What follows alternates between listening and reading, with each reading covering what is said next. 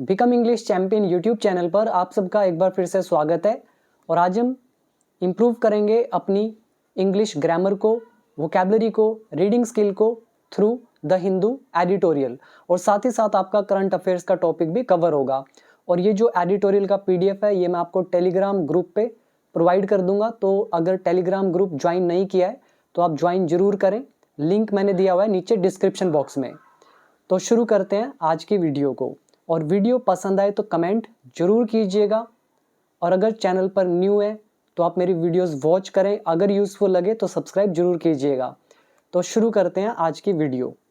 और आज के जो वर्ड हैं वो ऐड करे हैं मैंने वर्ड नंबर 281 से हमारी द हिंदू एडिटोरियल वोकैबलरी वाली पीडीएफ के अंदर। ये जो पीडीएफ है ये भी मैं आपको फ्री प्रोवाइड कर दूंगा कोर्स के अंदर, तो इसके बारे में बाद में बताता हूँ। पहले शुरू करते हैं वीडियो। देखो, सबसे पहले हेडलाइन या टाइटल, गवर्नर्स।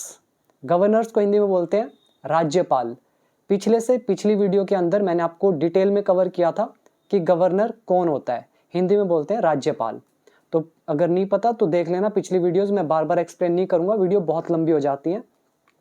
तो जो ये राज्यपाल हैं एज के रूप में, किस रूप में? चांसलर्स। चांसलर्स कौन होते हैं? जिसको हिंदी में हम बोलते हैं कुलाधिपति। तो राज्यपाल कुलाधिपति के रूप में। क्लियर?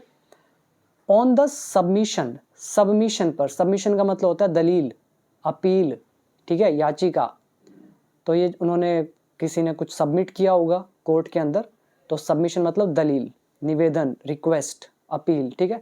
तो दलील पर, किसकी, कौन सी दलील? By the Kerala governor, Kerala राज्यपाल के द्वारा। तो इन्होंने कोई सबमिशन दिया है कोर्ट के अंदर, तो उस पर है ये आज का एडिटोरियल। पहला वर्ड आप याद करेंगे गवर्नर, मतलब हो गया राज्यपाल। चांसलर, कई लोग चांसलर भी बोलते हैं, बट चांसलर अंग्रेज थोड़ा बोलते हैं चांसलर, हम लोग बोल देते हैं चांसलर। कुछ भी बोल सकते हो, सिर्फ टोन का फर्क है, ठीक है। तो चांसलर का मतलब हो गया कुलाधिपति, सबमिशन का मतलब हो गया दलील। ये वर्ड हम काफी बार कर चुके हैं। इसके नीचे sub heading, universities need to be headed. Universities को चलाए जाने की जरूरत है। यहाँ पर हेडेड का मतलब होता है चलाया जाना, नेतृत्व किया जाना। ये हमारा नीड का पैसिव है, need to be. Universities object, headed verb की थर्ड फॉर्म। तो यूनिवर्सिटीज का नेतृत्व किया जाना चाहिए, या यूनिवर्सिटीज का नेतृत्व किए जाने की जरूरत है। बाय, किसके द्वारा? डिस्टिंग्विश्ड एकेडमिशियंस, जो ये प्रतिष्ठित शिक्षाविद हैं। एकेडमिशियंस तो पता चल रहा होगा, मतलब जो पढ़ाने वाले वगैरह होते हैं, एकेडमी से जुड़े होते हैं जो। और डिस्टिंग्विश्ड काफ़ी अच्छा वर्ड है। ये वर्ड जो है ना, डिस्टिंग्विश्ड, इसको आपने कई जगह सुना होगा, like on the arrival of any chief guest, ठीक है। तो उस time on the stage an announcement is made to address that chief guest. So क्या बोलते हैं कि हमारे प्रतिष्ठित चीफ गेस्ट पधार रहे हैं, ठीक है। तो डिस्टिंग्विश्ड चीफ गेस्ट पधार रहे हैं, जो डिग्निटरीज होते हैं, गणमान्य होते हैं, उनके लिए यूज करते हैं डिस्टिंग्विश्ड, मतलब प्रतिष्ठित, जिसकी कोई इज्जत हो, ठीक है।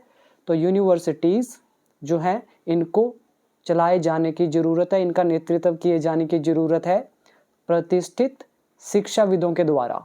ये जो वर्ड है इसको आप यहाँ पे याद कर सकते हो। डिस्टिंग्विश्ड मतलब प्रसिद्ध, विशिष्ट, उत्कृष्ट या प्रतिष्ठित। प्रतिष्ठित हिंदी ज़्यादा इसकी यूज होती है, ये एडजेक्टिव का काम करेगा। इसके सिनोनिम्स और एंटोनिम्स ये पढ़ना आपका काम है। ये पीडीएफ मैं आपको फ्री प्रोवाइड कर दूंगा कोर्स के अंदर। अगर आप नहीं जानते तो मैं इंग्लिश ऑलरेडी सिखा चुका हूँ बेसिक टू एडवांस लेवल तक, जिसमें मैंने सभी इंग्लिश के टॉपिक्स को कवर किया है। सभी एग्जाम्स के लिए भी मेरा कोर्स काफ़ी यूज़फुल है। आपका इंग्लिश के रिगार्डिंग कोई भी पर्पस हो तो वो आपका फुलफिल हो सकता है मेरे सिंगल कोर्स से।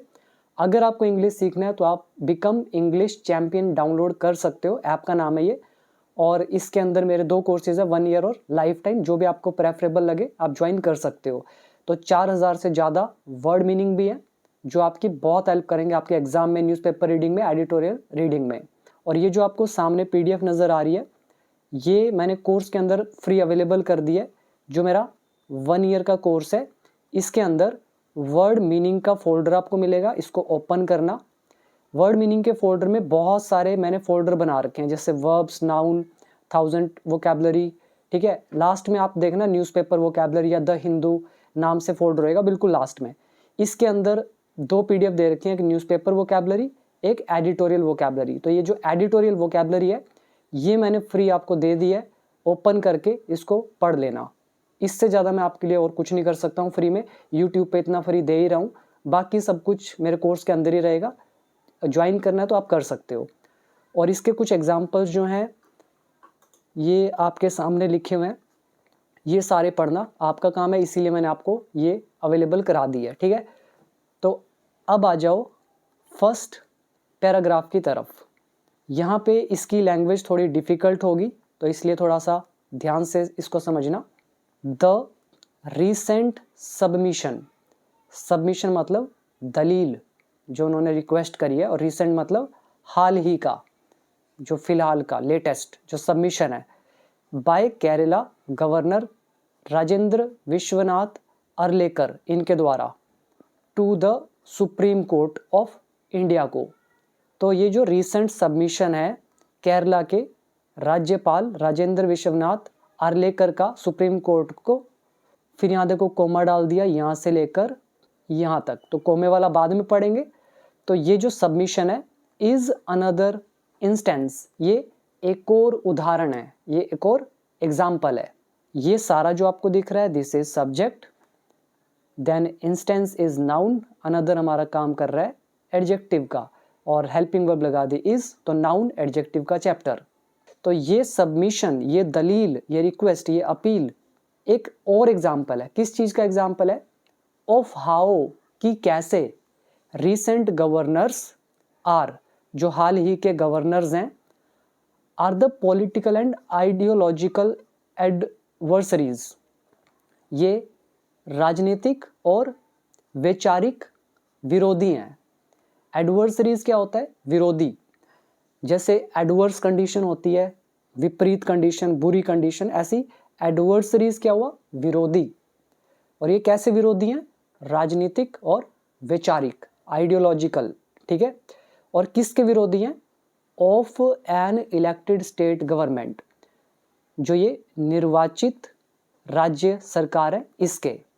यहाँ तक अगर आपको समझ में आया तो इजीली समझ में आएगा। दोबारा सुनो, हाल ही का जो दलील है केरला गवर्नर के द्वारा सुप्रीम कोर्ट ऑफ इंडिया को, तो ये एक और एग्जाम्पल है कि कैसे हाल ही के जो गवर्नर्स हैं वो निर्वाचित राज्य सरकार के राजनीतिक और वैचारिक विरोधी हैं।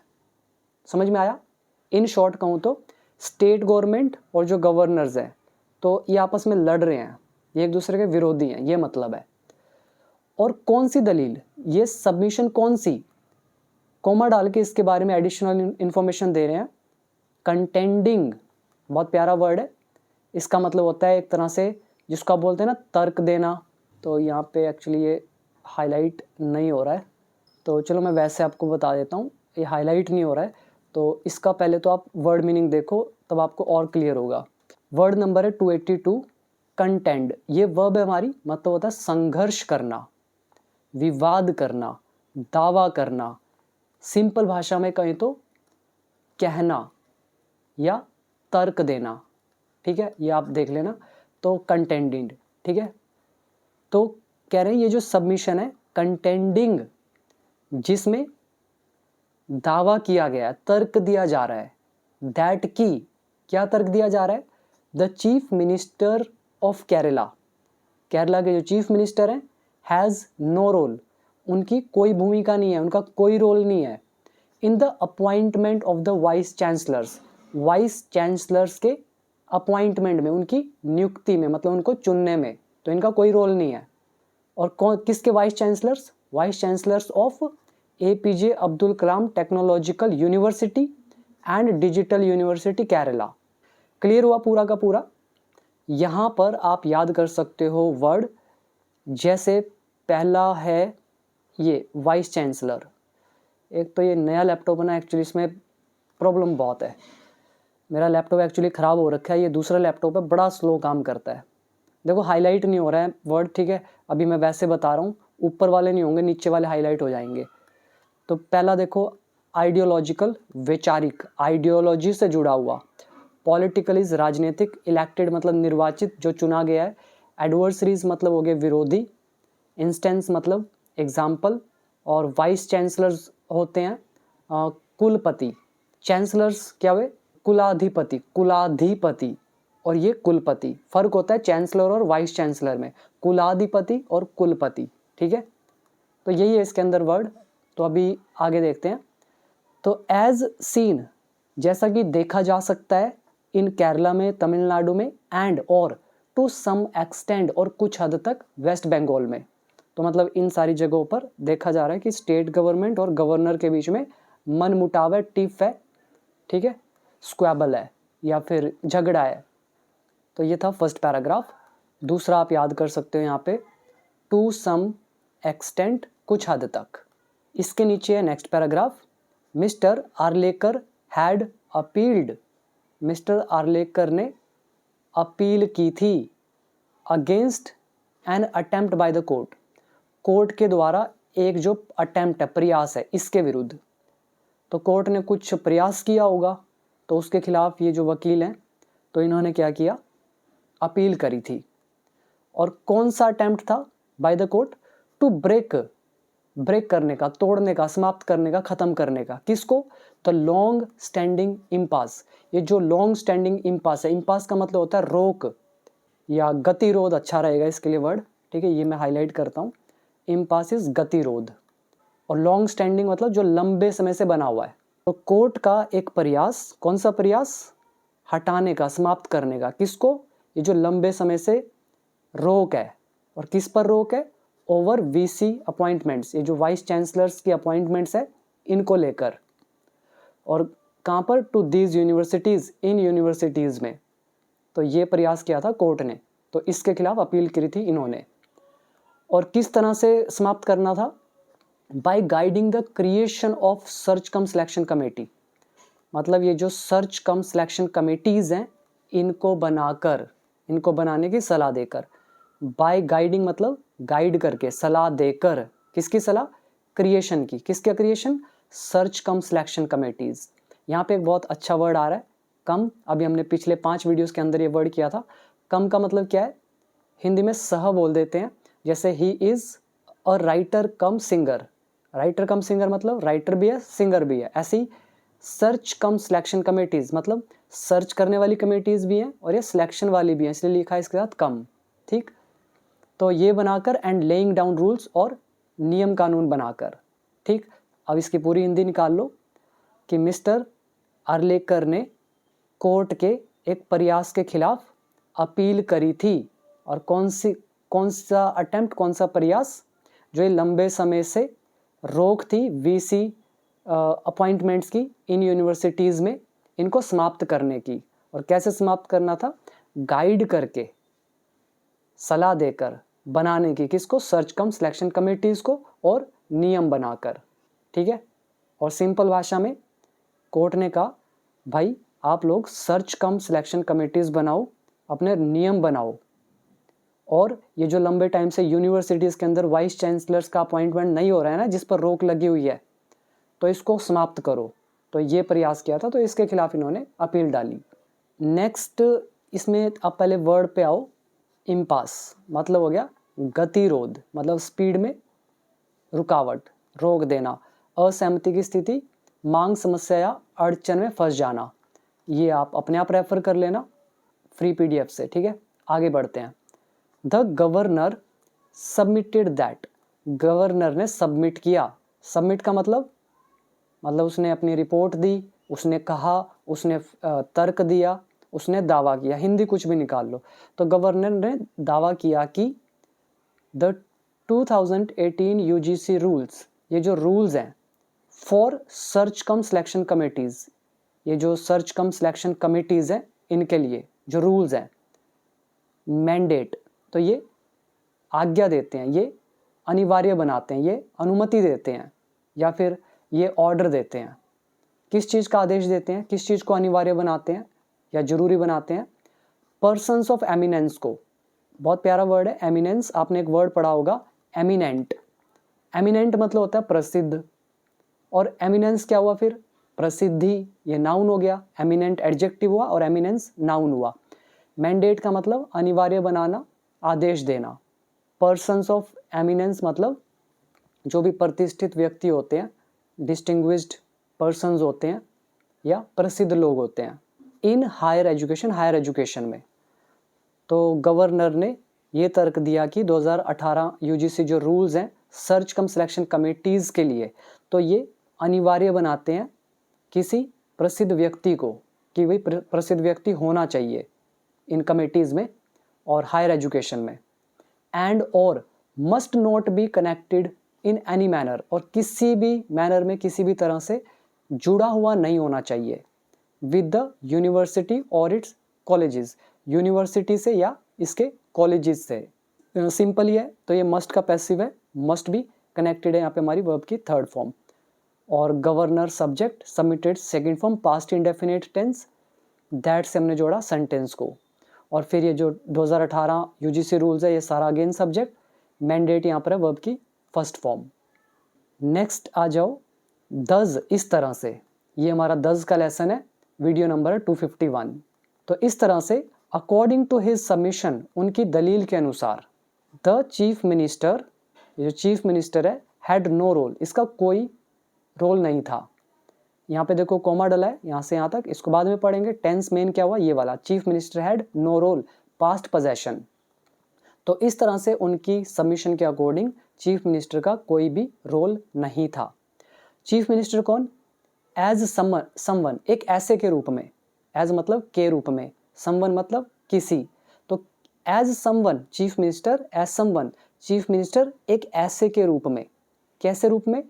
इंटीमेटली कनेक्टेड, जो घनिष्ठता पूर्वक या घनिष्ठता से कनेक्टेड हो, जुड़ा हुआ हो, टू, किससे जुड़ा हो? ऑल सच इंस्टीट्यूशंस, ऐसे संस्थानों से, इन द स्टेट, राज्य में। इंटीमेटली अच्छा वर्ड है, बड़ा वैसे तो नॉर्मल वर्ड है। इंटीमेट फ्रेंड्स मैंने आपको सिखाया हुआ, इंटीमेट फ्रेंड्स होते हैं घनिष्ठ मित्र, जिसको आप बॉसम फ्रेंड्स भी बोलते हो। तो इंटीमेटली मतलब घनिष्ठता से, मतलब बहुत गहराई से। हिंदी होती है घनिष्ठता से, ये मेरा घनिष्ठ मित्र है, he is my intimate friend. तो ये इंटीमेटली एडवर्ब है, समझ में आया? तो कह रहे हैं इस तरह से सबमिशन के अकॉर्डिंग चीफ मिनिस्टर एक ऐसे के रूप में जो घनिष्ठता से जुड़ा हुआ हो ऐसे संस्थानों से राज्य में, तो उसका कोई भी रोल नहीं था। ठीक, next, the draft 2025 UGC regulations. तो ये जो 2025 का यूजीसी रेगुलेशन का ड्राफ्ट है, ड्राफ्ट मतलब अभी फाइनलाइज नहीं हुआ है, तो इसको मसौदा बोलते हैं। तो 2018 के रूल, अब ये 2025 की बात हो रही है। तो ये जो अभी नए बने होंगे कुछ रूल रेगुलेशन, ठीक है, तो ये जो ड्राफ्ट वाले रूल्स हैं, टेक दिस फर्दर, तो ये रेगुलेशंस और आगे ले जाते हैं। ये सब्जेक्ट हो गए, टेक वर्ब की फर्स्ट फॉर्म प्रेजेंट इंडेफिनिट, तो ये रेगुलेशंस और आगे ले जाते हैं इस चीज़ को। किस तरह से आगे ले जाते हैं? बाय डाइवेस्टिंग, डाइवेस्ट करके, वंचित करके, हटाकर। बहुत प्यारा वर्ड है, डाइवेस्ट के साथ आपको ऑफ मिलेगा। डाइवेस्ट मतलब डिप्राइव करना, वंचित करना, हटाना, रोकना, और डिप्राइव के साथ ऑफ आता है तो डाइवेस्ट के साथ भी ऑफ आएगा। तो डाइवेस्टिंग ऑफ अ रोल, भूमिका से हटाकर, भूमिका से वंचित करके, किसको? स्टेट गवर्नमेंट्स को। और कौन सी भूमिका? इन अपॉइंटिंग, नियुक्त करने में जो उनकी भूमिका है उससे हटाकर, और किसको अपॉइंट करने की भूमिका? वीसीज को, वाइस चांसलर्स को। एंड ब्रिंगिंग इट अंडर, और इसे लाकर, किसके under? The chancellors purview, chancellor के परव्यू के अंदर, इनके स्कोप के अंदर, इनके क्षेत्र के अंदर। अभी कईयों को समझ में नहीं आया होगा, देखो ये पीएचडी का लेवल है। अगर आप नर्सरी के बच्चे हो, पहली दूसरी तीसरी 10वीं क्लास में हो, तो आपको समझ में नहीं आएगा। यहाँ पे मैं वो बात नहीं कर रहा हूँ कि आप 10वीं नर्सरी में सच में हो, इसका मतलब है अगर आप बिगिनर हो तो आपको ये पीएचडी का लेवल, मतलब एडवांस्ड लेवल समझ में नहीं आएगा। और ये इंग्लिश का रोल नहीं होता, ये रोल होता है आपकी अवेयरनेस का, आपकी जनरल नॉलेज का। जैसे अगर आपको पॉलिटिकल साइंस की नॉलेज नहीं है तो आपको कई चीज़ें समझ ही नहीं आएंगी। तो ये इंग्लिश की प्रॉब्लम नहीं होती। आपको कईयों को लगता है ना एडिटोरियल पढ़ते हो तो आपको समझ क्यों नहीं आता। देखो इंग्लिश की प्रॉब्लम नहीं है वो आपकी जनरल अवेयरनेस की प्रॉब्लम है। आपको अगर यूपीएससी का एग्ज़ाम देना है तो पॉलिटी तो पढ़ोगे ही, रीजनिंग तो पढ़ोगे ही, ये सारी चीज़ें हिस्ट्री वगैरह सब पढ़ना तो पड़ेगा आपको। तो वो जिसने पढ़ा होगा उनके लिए एडिटोरियल्स होते हैं, तो उनको तो ये समझ में आना चाहिए। अगर आपको नहीं आ रहा तो इसका सीधा सा मतलब है आपको दूसरे सब्जेक्ट्स की नॉलेज नहीं है और आपका एग्ज़ाम भी नहीं निकलेगा। आप सिर्फ अपने आप को धोखा दे रहे हो। इसलिए अच्छे से सीखो तब समझ में आएगा। तो मैं इसको एक्सप्लेन कर देता हूँ सिंपल भाषा में। ये जो 2025 यूजीसी के रेगुलेशन है, तो ये इस चीज़ को और आगे ले जाते हैं। किस चीज़ को? ये जो गवर्नर के ऊपर बात चल रही है, ठीक है, तो ये कमिटीज़ की बात चल रही है, तो इनको और आगे ले जाता है एक स्टेप। और किस तरह से आगे ले जा रहा है? ये जो स्टेट गवर्नमेंट्स हैं, इनका जो रोल है वाइस चांसलर्स को अपॉइंट करने का, तो उसको वंचित करके स्टेट गवर्नमेंट्स को रोक दिया, अभी आप नहीं नियुक्त कर सकते वाइस चांसलर को।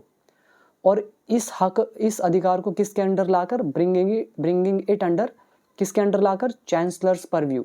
मतलब ये कह रहे हैं कि भी स्टेट गवर्नमेंट नहीं नियुक्त करेगा वीसीज को, अब ये तो चांसलर का काम होगा, ठीक है, ये तो कुलाधिपति का काम होगा, ये कुलपतियों को नियुक्त करना। सिंपल, नहीं समझ में आया रिपीट करना। आगे देखो, वाइल, हालांकि, the court will rule, court फैसला करेगी, यहाँ पे रूल का मतलब डिसीजन लेने से होता है कोर्ट की लैंग्वेज में। तो हालांकि कोर्ट फैसला लेगी ऑन द मेरिट्स ऑफ, की योग्यता के आधार पर। किसकी योग्यता के आधार पर? मिस्टर आर्लेकर्स पोजीशन, जो मिस्टर आर्लेकर का पोजीशन है, मतलब उनकी जो है सबमिशन है, इनके जो फैक्ट्स हैं, इनकी जो स्थिति है, तो इनके जो मेरिट्स है, मतलब इनकी जो योग्यता है, इनका जो पॉजिटिव पॉइंट है, तो उसके आधार पर कोर्ट फैसला लेगा, ठीक है। फिर भी इट इज़ वर्थ नोटिंग, ये ध्यान देने योग्य है। यहाँ पर देखो हमारा कौन सा रूल यूज आया? वर्थ प्लस जेरेंड का लेसन, वीडियो नंबर 300 या 301 के आसपास है, चेक करना।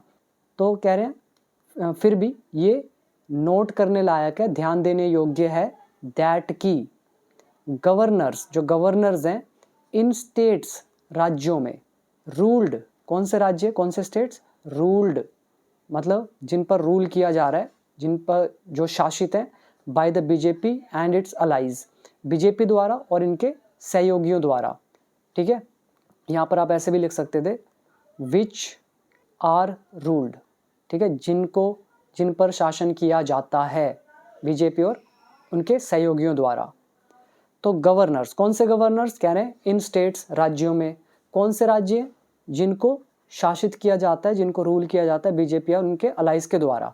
तो ये गवर्नर्स जो हैं, डू नॉट सीम, ये नहीं लगते हैं, टू हैव सच प्रॉब्लम्स, कि इन्हें ऐसी प्रॉब्लम्स हैं, विद द गवर्नमेंट्स, सरकारों के साथ। कौन सी सरकारें? दे नॉमिनली हैड, जिनको ये नामात्र ही नेतृत्व करते हैं। नॉमिनल चार्जेस आपने सुना है ना, बड़ा ही नॉमिनल सा चार्ज है, मतलब बड़ी नामात्र सी फीस है।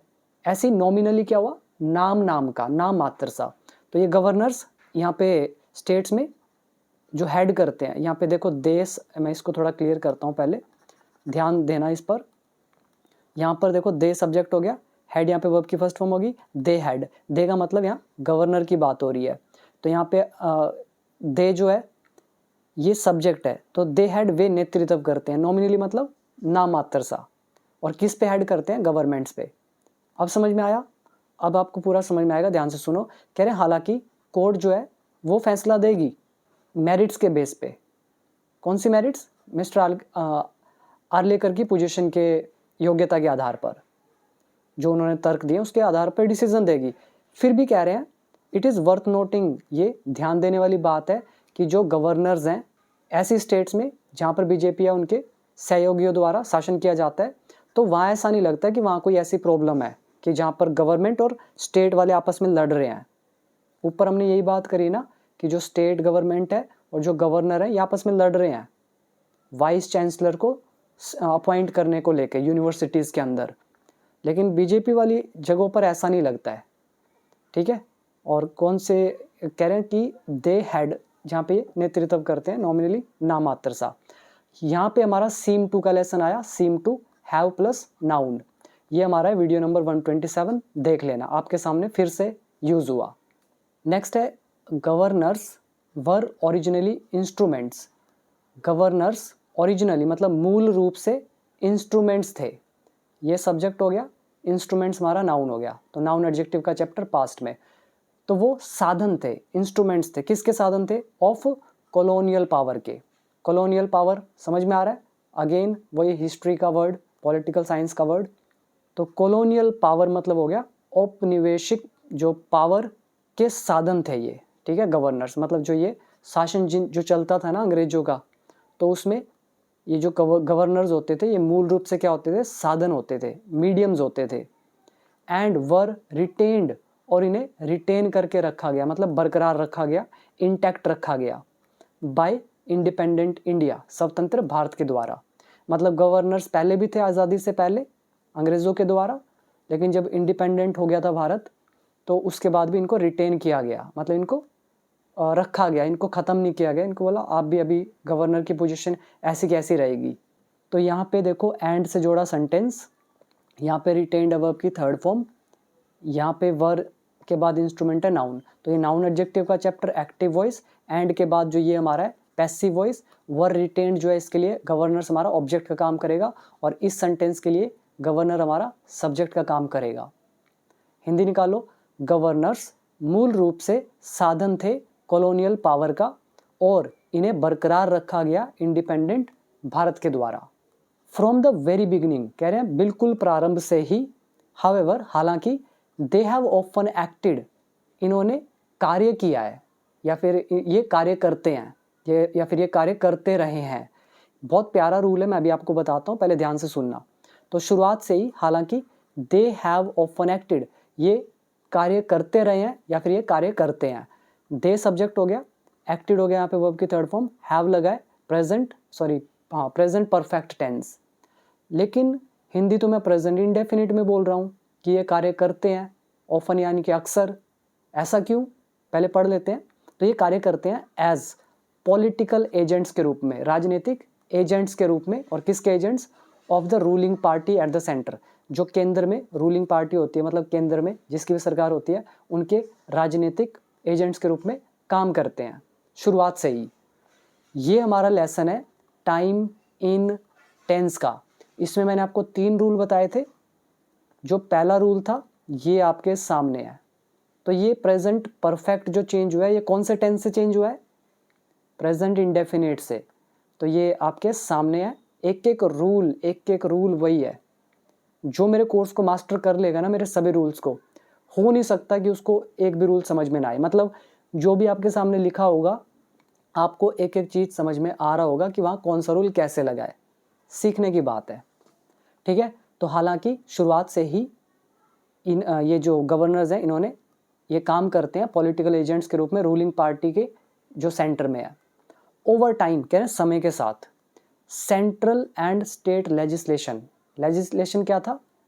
जो कानून वगैरह बनाना होता है, या जो विधि वगैरह बनाना होता है, ठीक है, विधान बोल सकते हो। कह रहे हैं जो केंद्र और जो राज्य की जो लेजिस्लेशन है, मतलब नियम कानून जो है, विधान जो है, ओवर टाइम मतलब समय के साथ साथ, डिफाइंड इन्होंने परिभाषित किया।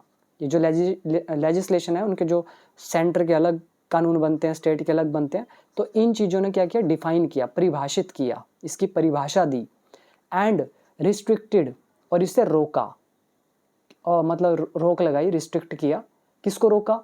किस पर रोक लगाई? किसकी पावर्स? ऑफ गवर्नर्स की। कौन सी पावर्स? कह रहे विच वर वेस्टेड इन, जो प्रदान की गई, देम उन्हें, बाय द कॉन्स्टिट्यूशन, संविधान के द्वारा। अब यहाँ पे समझो, आपने एक वर्ड पढ़ा था डिस्क्रेशन। क्या मतलब था डिस्क्रेशन का? एक ऐसा फैसला, एक ऐसी डिसीजन जो आपके विवेक के साथ लिया जाए। अपनी इच्छा से लिया जाता है, लेकिन समझदारी के साथ, विवेक के साथ। ये वर्ड हम ऑलरेडी कर चुके हैं। डिस्क्रिशन से बना डिस्क्रेशनरी, मतलब विवेकाधीन, विवेक से जुड़ा हुआ डिसीजन। और यहाँ पे पावर्स की बात हो रही है, ऐसी पावर जहाँ पे बंदा खुद से डिसीजन लेता है, लेकिन विवेक के आधार पर, समझ के आधार पर, इंटेलिजेंस के आधार पर। तो इसको भी रोका गया था। पहले गवर्नर क्या करता था? अपने हिसाब से डिसीजन लेता था, लेकिन अभी इस पर जो नए नए जो भी नियम कानून आया, उनके अकॉर्डिंग इस पर रिस्ट्रिक्ट किया गया है। तो कह रहे हैं ओवर टाइम, समय के साथ, जो स्टेट और सेंटर के लेजिस्लेशन है, नियम कानून या विधान है, तो इन्होंने एक तो डिफाइन किया और रोक लगाई। किस पर? डिस्क्रेशनरी पावर्स पर, गवर्नर की। और कौन सी पावर कह रहे हैं, विच, जो। अब ये विच रिलेटिव प्रोनाउन है, यूज़ किया गया पावर्स के लिए। विच वर वेस्टेड इन, ये हमारी वर्ब की थर्ड फॉर्म है। वेस्ट इन क्या होता है, ये भी काफ़ी प्यारा वर्ड है, मतलब ऑफिशियली किसी को पावर देना, रिस्पॉन्सिबिलिटी देना, और इनको दी गई थी कॉन्स्टिट्यूशन के द्वारा। सिंपल। अभी आओ वर्ड मीनिंग पे। नेक्स्ट वर्ड देखो यहाँ पे डाइवेस्ट आ रहा है, मतलब छीन लेना, हटा देना, निष्कासित करना, यानी कि डिप्राइव करना, वंचित करना। ये एग्जाम्पल वगैरह आप सेल्फ रीड कर लेना। नेक्स्ट वर्ड है हमारा एमिनेंस। एमिनेंट था प्रसिद्ध, और एमिनेंस क्या हो गया, प्रसिद्धि, प्रतिष्ठा या उच्च स्थान, श्रेष्ठता। नेक्स्ट वर्ड आया परव्यू। परव्यू क्या था, दायरा, क्षेत्र, अधिकार क्षेत्र। वो आया था ना ऊपर कि जो चांसलर का परव्यू है, चांसलर का दायरा है, यहाँ पे आया था, यहीं कहीं पे था, ये देखो ये वाला वर्ड। तो चांसलर का दायरा, क्षेत्र, उसका स्कोप, डोमेन उसकी, इसको आप डोमेन भी बोल सकते हो। तो ये आप पढ़ लेना अपने आप। आगे एग्जाम्पल्स, आगे देखो ऑन द मेरिट ऑफ, मतलब योग्यता के आधार पर। नेक्स्ट वर्ड देखो डिस्क्रेशनरी पावर्स, स्वेच्छा निर्णयात्मक अधिकार। ये आप नीचे हिंदी पढ़ोगे ना, आपको सारा समझ में आ जाएगा किस सेंस में यूज़ किया गया है। नेक्स्ट आता है सर्कमस्क्राइब, ये अभी आ जाएगा आगे, अभी पढ़ते हैं, ठीक है। ये वेस्ट इन जो है शायद मैंने डाला हो, नहीं ये अभी डाला नहीं है, डाल दूंगा बाद में, ठीक है। तो वेस्ट इन, इसका मतलब होता है ऑफिशियली रिस्पॉन्सिबिलिटी या पावर देना, जिम्मेदारी देना। नेक्स्ट है आफ्टर इंडिपेंडेंस, आज़ादी के बाद, state governments retained, state governments ने बरकरार रखा। जैसे आप कोई वर्ड मीनिंग याद रखते हो, कुछ लोग याद करके भूल जाते हैं, कुछ लोग याद रखते हैं। जो भूल गए वो इस कैटेगरी में, जिनको याद है यानी कि उन्होंने इसको रिटेन करके रखा हुआ है, ऐसे यहाँ पे रिटेन करना। आज़ादी के बाद स्टेट गवर्नमेंट्स ने रिटेन किया, ठीक है, बरकरार रखा। किसको, द कॉलोनियल एरा प्रैक्टिस को। अच्छा वर्ड है। उपनिवेश वाद, ये उपनिवेश, और एरा मतलब युग, जमाना, प्रैक्टिस मतलब प्रथा, मतलब जो कॉलोनियलिज्म, ठीक है, जब था, उस टाइम जो दौर चल रहा था उसको बोला कॉलोनियल एरा। और प्रैक्टिस मतलब प्रथा, मतलब उस जो भी किया जाता था। तो कह रहे हैं वो जो प्रथा थी, मतलब उस टाइम जो फॉलो किया जाता था, तो उसको इन्होंने स्टेट गवर्नमेंट ने आज़ादी के बाद रिटेन रखा, बरकरार रखा। और कौन सी practice, of having governors, governors को रखने की, as heads of universities, universities के हेड के रूप में।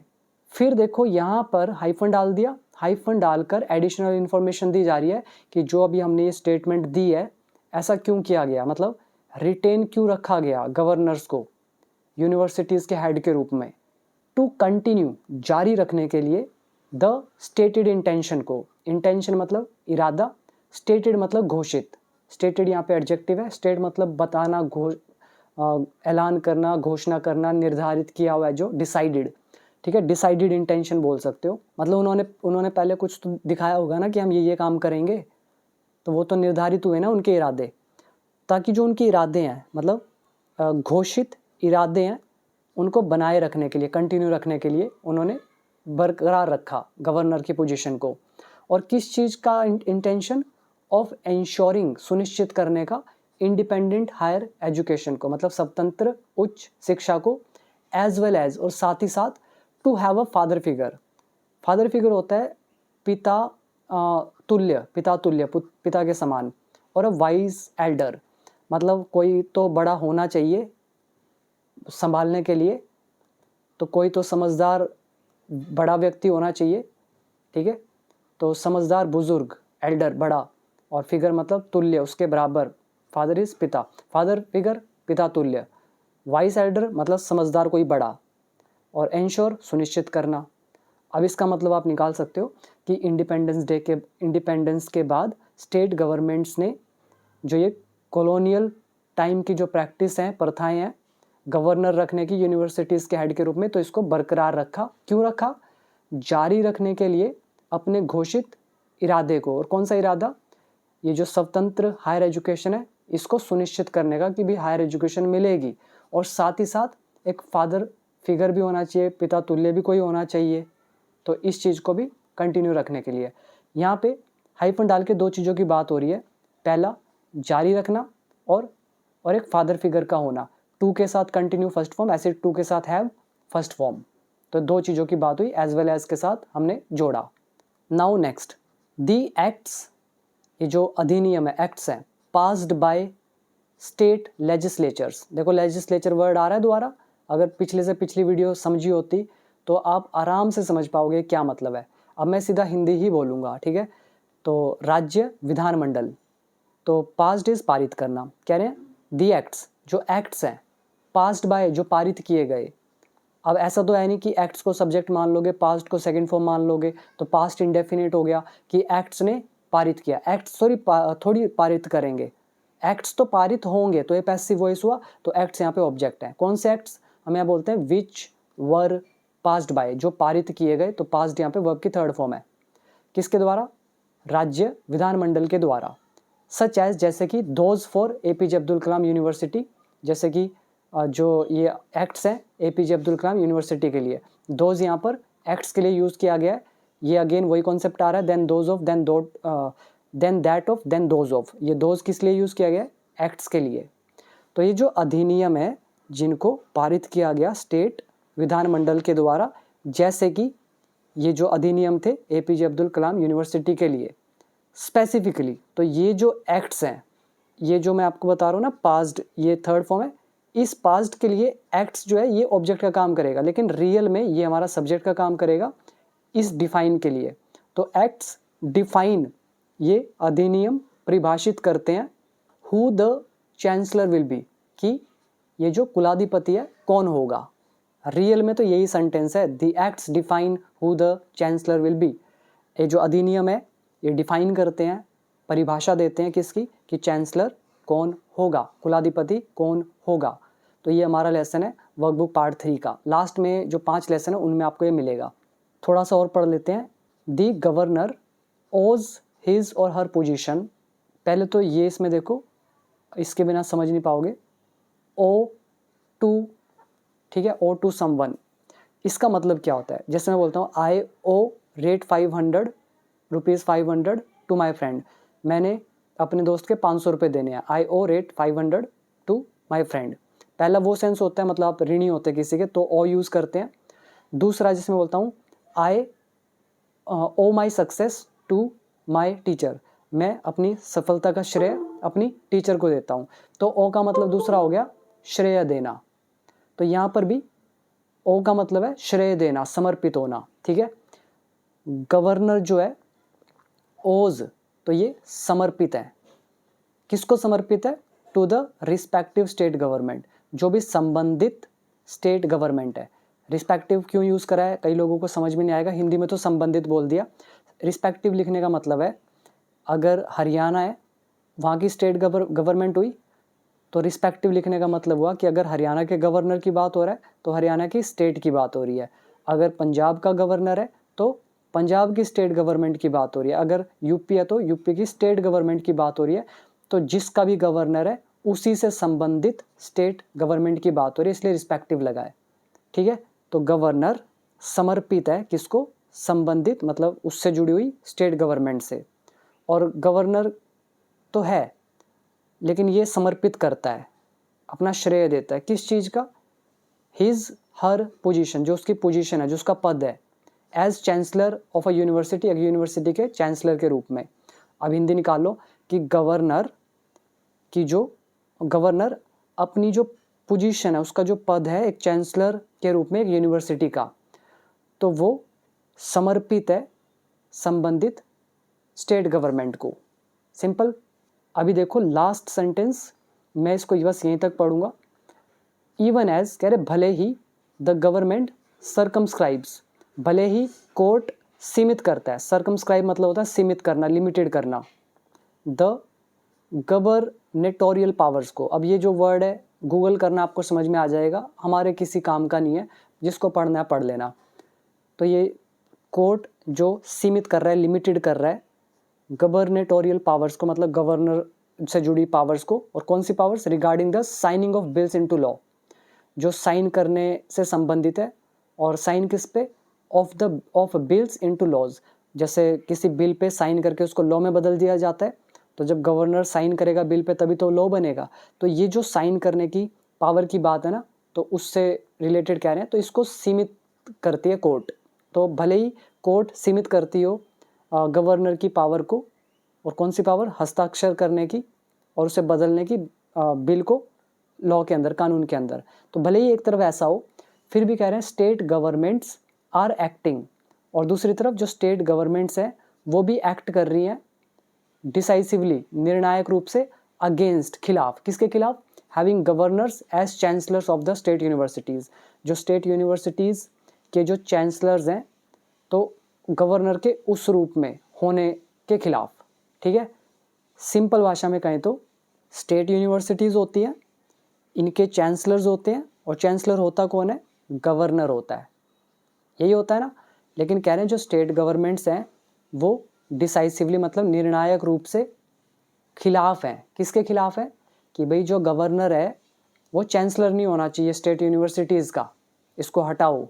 अब तो आया समझ, ठीक है। अब हिंदी सुन लो यहाँ तक। कह रहे हैं इवन एज, भले ही कोर्ट सीमित करता है ये जो गवर्नर की पावर्स हैं, और किससे संबंधित, बिल्स को लॉ में बदलने पर जो साइन करने की पावर है उसको। तो ऐसा है एक तरफ, और दूसरी तरफ क्या है, स्टेट गवर्नमेंट्स जो है ये भी एक्ट कर रहे हैं निर्णायक रूप से गवर्नर रखने के खिलाफ, चांसलर के रूप में स्टेट यूनिवर्सिटीज़ का। फिर देखो हाइफन डाल के बता रहे हैं one of the few other domains, कह रहे हैं ये जो अन्य डोमेन्स है उनमें से एक है। और कौन से डोमेन्स, कौन से एरियाज, कौन से परव्यू, वेयर, जहाँ गवर्नर्स हैव अ स्ट्रॉन्ग से, जहाँ पर गवर्नर का काफ़ी से है, मतलब उनका काफ़ी अधिकार है, ठीक है, उनकी स्ट्रॉन्ग पकड़ है, ठीक है, मजबूत पकड़ है जहाँ पे। तो ये गवर्नर हैव अ स्ट्रॉन्ग से यहाँ पे नाउन है, मतलब पकड़, स्ट्रॉन्ग मतलब मजबूत, हैव यहाँ पे पोजेशन बता रहा है, गवर्नर सब्जेक्ट है, वेयर इज रिलेटिव एडवर्ब। अब आपको ये जो है सिंपल सा one of the few other domains where, ये इसको मैं बता देता हूँ है क्या मतलब इसका। गवर्नर इसको कंट्रोल करेगा, इसको करेगा, इसको करेगा, इसको करेगा, इसको करेगा। अब ये 5 क्या है, डोमेन्स है, ठीक है। गवर्नर की 5 डोमेन्स है जहाँ पे उसका ज़्यादा दबदबा है। तो ये जो मान लो ये स्टेट यूनिवर्सिटी है, यहाँ पे इसका दबदबा है, तो कह रहे हैं यहाँ तो ये चांसलर के रूप में काम कर ही रहा है, कह रहे हैं इसको हटाओ, यहाँ से हटाओ। तो इसलिए लिखा है one of the few other domains, कह रहे हैं जो ये कुछ एक अन्य डोमेन्स है इनमें से एक है। और किस एक की बात हो रही है, ये जो हटाने की बात हो रही है गवर्नर को चांसलर के रूप में, तो उनमें से ये एक है, इन डोमेन्स में से एक है जहाँ पे इसका दबदबा चलता है, ठीक है। और पंजाब एंड वेस्ट बंगाल जो हैं हैव पास्ड अ लॉ, इन्होंने एक लॉ पास किया है, making the chief minister the chancellor, chief minister को चांसलर बनाने का। मतलब यहाँ पे गवर्नर बनता है चांसलर, लेकिन इन्होंने कहा जो चीफ मिनिस्टर है ना वो चांसलर बनेगा। तो पंजाब और वेस्ट बंगाल फॉर इंस्टेंस, मतलब एग्जाम्पल के रूप में इन्होंने पास किया एक लॉ चीफ मिनिस्टर को चांसलर बनाने के रूप में। समझ में आया, चलो पूरा पढ़ लेता हूँ। University heads need to be hands on, जो यूनिवर्सिटीज़ के हेड्स हैं नीड टू, और ये बी है होना वर्ब की फर्स्ट फॉर्म, ये नीड टू का चैप्टर एक्टिव वॉइस। यूनिवर्सिटीज़ के जो हेड्स हैं इनको होना चाहिए, इनको होने की ज़रूरत है, क्या, हैंड्स ऑन मतलब व्यवहारिक, प्रैक्टिकल। डिस्टिंग्विश्ड एकेडमिशियंस, जो ये प्रतिष्ठित एकेडमिशियंस है, ठीक है, शिक्षाविद जो हैं, मतलब जो अच्छे पहुँचे हुए हैं, high with a broader profile, जिनका काफ़ी व्यापक प्रोफाइल हो, विजन हो, उनका दृष्टिकोण बड़ा हो, एंड स्ट्रॉन्ग मैनेजरियल स्किल्स, और जिनके स्ट्रॉन्ग प्रबंधकीय स्किल्स भी हो, मतलब मैनेजमेंट करने के स्किल्स भी होने चाहिए। तो ऐसे होने चाहिए यूनिवर्सिटीज़ के हेड, जो प्रैक्टिकल, प्रतिष्ठित हों, ऐसे एकेडमिशियंस, प्रोफाइल अच्छी हो, विजन अच्छा हो, स्ट्रॉन्ग मैनेजरियल स्किल्स हो, रादर देन बजाय की पॉलिटिकल अपॉइंटीज़, बजाय की पॉलिटिकल मतलब राजनीतिक, अपॉइंटीज़ मतलब जो जिसको नियुक्त किया गया होता है उसको बोलते हैं अपॉइंटीज़। और मतलब जो ये पॉलिटिकल, राजनीतिक तौर पर जिनको नियुक्त किया गया है ना, कह रहे हैं ऐसों को नहीं होना चाहिए यूनिवर्सिटी का हेड्स, ठीक है, स्टेट और यूनियन जो भी अपॉइंटीज़ होंगे, चाहे स्टेट के यूनियन के। तो थोड़ा सा मुश्किल था, उम्मीद करता हूँ आपको ये सारा समझ में आया होगा।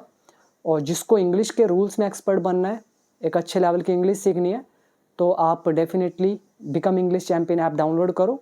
ये वाली PDF आपको मिल जाएगी टेलीग्राम ग्रुप में, और जो ये वोकैबलरी वाली PDF है ये 1 ईयर कोर्स में वर्ड मीनिंग के फोल्डर में लास्ट में देखना, आपको ये दिख जाएगी, फ्री में आप पढ़ सकते हो। तो इतना ही मैं आपके लिए कर सकता हूँ, बाकी आप कोर्स को ज्वाइन करें, इंग्लिश को सीखें, तभी इनका फ़ायदा होगा। थैंक यू सो मच, मिलते हैं नेक्स्ट वीडियो में।